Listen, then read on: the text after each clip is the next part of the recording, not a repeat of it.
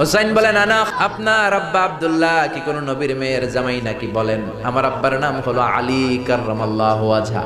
আমার আব্বা হলো শেরে খোদা, দুনিয়ার সব কাফির মুশরিকদের জন্য আল্লাহ আমার আব্বারে বাঘ বানিয়ে পাঠিয়েছে। বিষ্ণু বললেন, তাই তো? আবার হুসাইন প্রশ্ন করলেন, নানা বলেন তো আপনার আম্মার নাম কি? বিষ্ণু বললেন, আমার মায়ের নাম আমিনা। হুসাইন বলল, নানাজি জান্নাতে সর্বপ্রথম যেই মহিলাটা ঢুকবেন ওই মহিলাটা হলো আমার আম্মা জান ফাতিমা। বিশ্বনবী কোনো কথা বলেন না। হুসাইন আবার প্রশ্ন করলেন, নানা বলেন তো আপনার নানার নাম কি? বিশ্বনবী বললেন, আমার নানার নাম হলো ওয়াহাব ইবনে আব্দে মানাফ। হুসাইন বলে, নানা আপনার নানা ওয়াহাব রে কে চিনে? আর আমার নানারে চিনে না এমন কোন মানুষ পৃথিবীতে নাই। এই হলো আমার নানা। এবার বলেন কে দামি?